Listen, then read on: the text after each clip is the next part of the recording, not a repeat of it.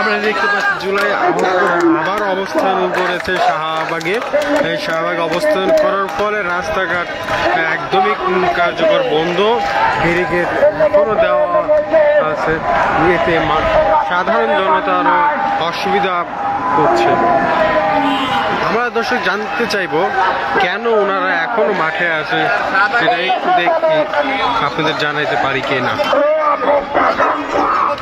আমি চাই সকল বিবেকবান মানুষ শাহবাগে চলে আসেন। আসসালামু আলাইকুম। আওয়ামী লীগদের নিষিদ্ধ করা হয়েছে তাদের কর্মকাণ্ড, সেটা চাচ্ছি যে বিচার প্রক্রিয়া হবে, সেটা কবে নাগাদ শেষ হবে, কতদিনের মধ্যে বিচার করবে, সেটা কি দীর্ঘমেয়াদী লং প্রসেস, 6 মাস 8 মাস 1 বছর 9 মাসে হয় নাই, সেটাকে আর 4-5 বছর নেবেন নাকি বা 1 মাসের মধ্যে করবেন নাকি, সেটা নির্দিষ্ট করে রোডম্যাপ চাচ্ছি। আর তো ঘোষণাপত্র আপনারা বারবার ঘোষণাপত্র দিবেন, এ পর্যন্ত ঘোষণাপত্র দেন নাই, কতদিনের মধ্যে ঘোষণাপত্র দিবেন সেটা জানতে চাচ্ছি। আর সুরক্ষায় আমাদের আহত শহীদ পরিবার যারা বিপ্লবী ছিল, তারা বিভিন্ন আইনি জটিলতা প্লাস হচ্ছে আওয়ামী লীগের বাহিনী দ্বারা হামলার শিকার হচ্ছে। আমরা চাচ্ছি এদের সুরক্ষা আইন। আমরা যে কোনো একজন ব্যক্তি যারা ভাইরাল পার্সন উপদেষ্টা, তাদের সিকিউরিটি থাকে স্তরে স্তরে, যারা এই দেশের জন্য রক্ত দিল, শহীদ পরিবারের আহত, তাদের সিকিউরিটি ব্যবস্থা এরকম নাই। তারা বিভিন্ন সময় এই বিপ্লব করার জন্য বিভিন্ন সন্ত্রাসী দ্বারা আক্রমণ হচ্ছে। আমরা চাই সকল বিবেকবানকে, বিবেকবান মানুষকে অবস্থা এখন বর্তমানে শাহবাগ অবস্থান করেছেন। আহতদের জন্য যাতায়াত একদমই বন্ধ, এখন যাতায়াত ব্যবস্থা, গাড়ি চলাচল একদমই বন্ধ, শুধুমাত্র অ্যাম্বুলেন্সগুলো চলাচল করতে পারতেছে, বাকি যাতায়াত ব্যবস্থা একদমই বন্ধ দেখতে পাচ্ছি। আমরা কিছু জুলাই গণহত্যাদের সাথে কথা বলার চেষ্টা করব, দেখি ওনারা কি বলেন।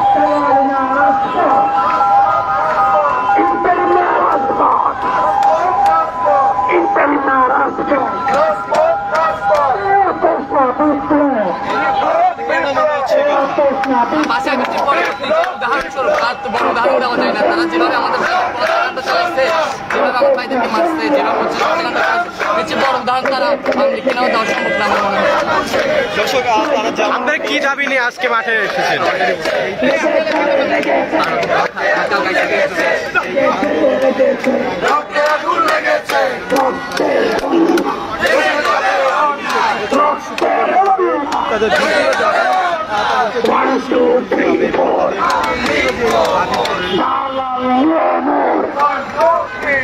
দালালি এবার বন্ধ কর, বন্ধ কর, বন্ধ কর, দালালি এবার বন্ধ কর,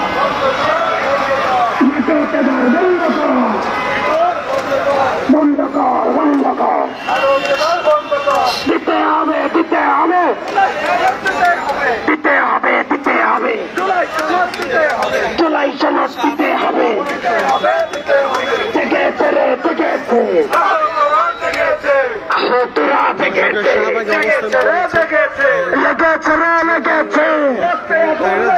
যে কারণে রাস্তাঘাট একদমই বন্ধ দেখতে পাচ্ছি আমরা, চলাচল বন্ধ।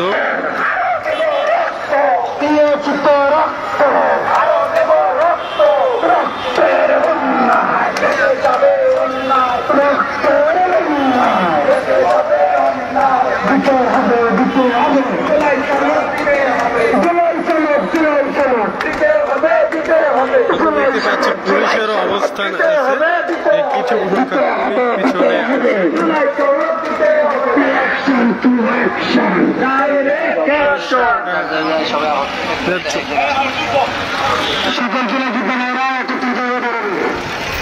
আমাদের এই আন্দোলন ব্যস্ত করার জন্য বিভিন্ন মহল এই ব্যাপারে লেগেছে।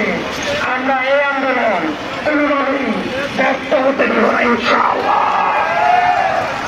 শরীরে এক বিন্দু রক্ত পাচ্ছে, আমরা ঘোষণাপত্র ছাড়া এইখান থেকে আমরা ঐক্য না।